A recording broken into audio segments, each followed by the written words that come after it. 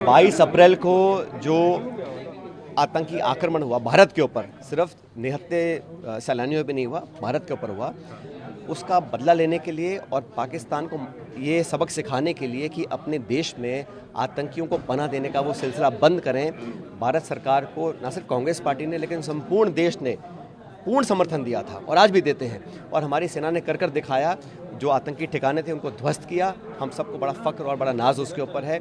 और पाकिस्तान ने जो बमबारी करी है सीज़ फायर होने के बाद, वो चिंता का विषय है। और जो सीज़ फायर की घोषणा अमेरिका के माध्यम से हो रही है, कश्मीर पर चर्चा की बात वो करते हैं न्यूट्रल साइट पर, ये आज तक 70 सालों में कभी भी ऐसा हुआ नहीं है।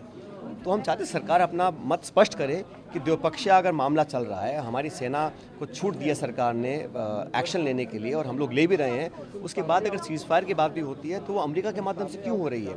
और हमारी फॉरेन पॉलिसी बड़ी स्पष्ट है, चाहे सरकार किसी दल की रही हो। हमने हमेशा कहा है कि पीओके जो है, पाकिस्तान ऑक्युपाइड कश्मीर है, वो भारत का हिस्सा है, उस पर कोई कॉम्प्रोमाइज़ नहीं हो सकता।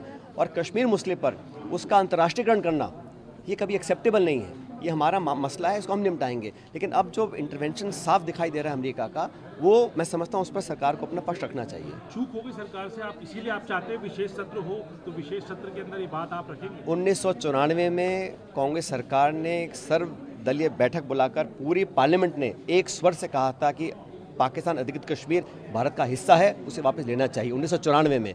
और उस स्टैंड पर कोई चेंज नहीं है, आज भी नहीं है।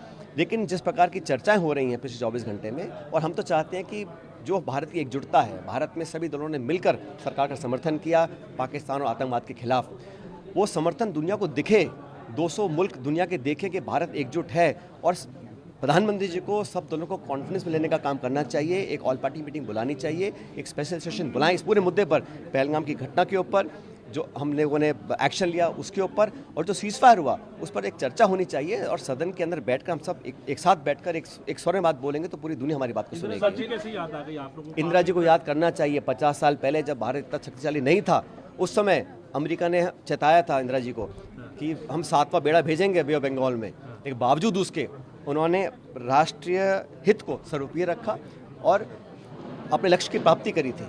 और भारत ने कभी आक्रमण नहीं किया, भारत ने कभी एग्रेशन नहीं किया, भारत ने कभी जमीन हड़पने का काम नहीं किया।